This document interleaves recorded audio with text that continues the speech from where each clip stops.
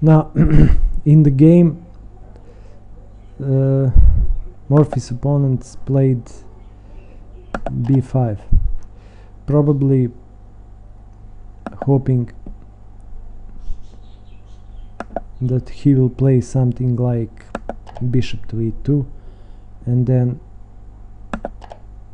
they will have opportunity to play queen e6 and to exchange queen. Now probably this is still better for white, but it would be really long struggle, and what they didn't consider was something else. But let's first see what would happen if black tries to entangle himself in some way, let's say by queen c7.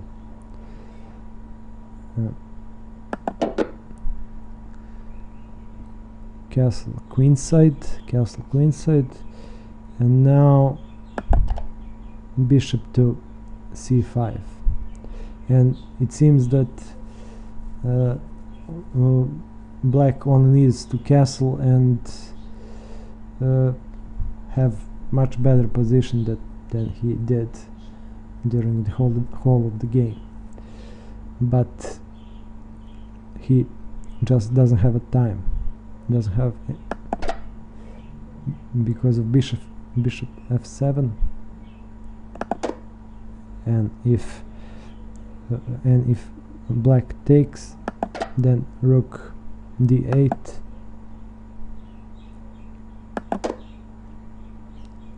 king d8,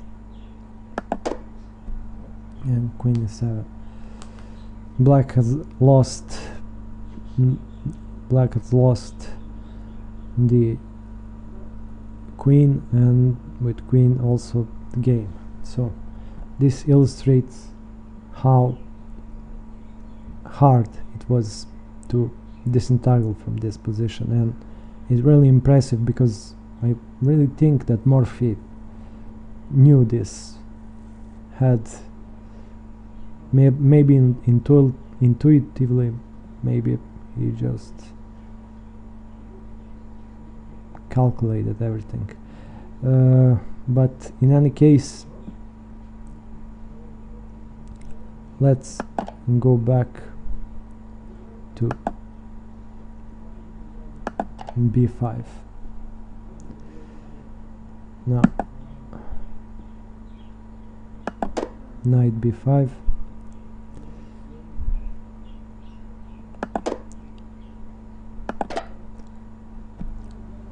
now this kind of sacrifices really doesn't really need to be calculated, because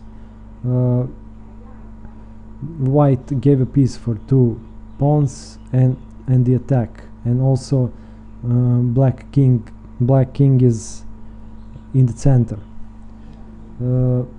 Let's say black plays queen d8. Now really this doesn't require any calculation or attacking mastery. It just wins by force. It just wins rook by force, and that is the end of the game. But on bishop to b5,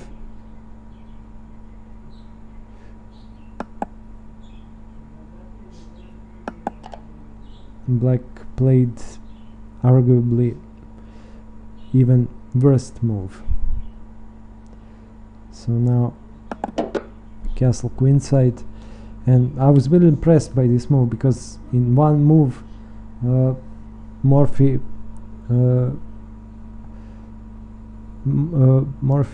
took 2 rooks into attack, and we will see in a way how did he do it, how did he manage to do that. Now the threat is simply bishop takes d7, and if knight takes d7, bishop takes queen. So black has to go rook d8, and now bishop rook d7, and this is what I meant by including both rooks into the attack. And now let's look at the position a bit more. Of course, white threatens again to take on d7, and let's count how many pieces are in the attack and how many pieces are in a defense.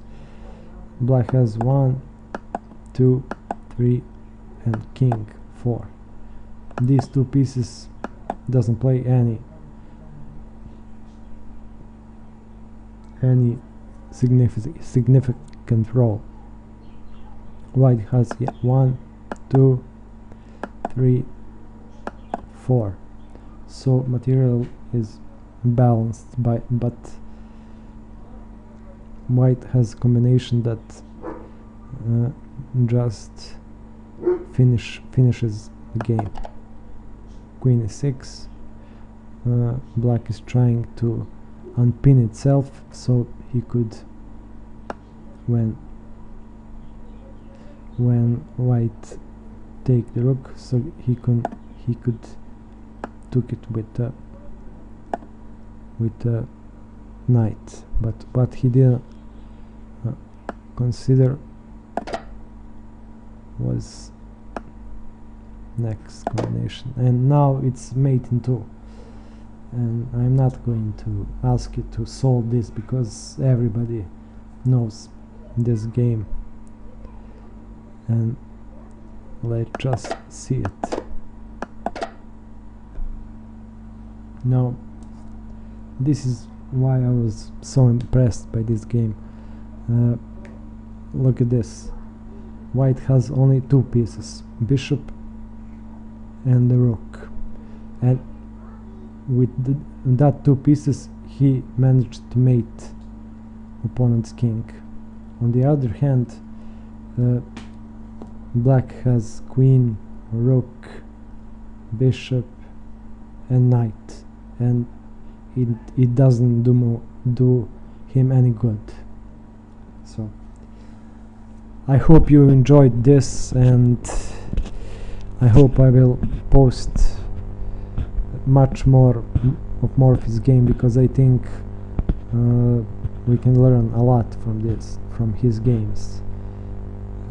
Not just tactical mastery, but sound positional play. So thanks for watching, and hope you'll give me feedback. Bye.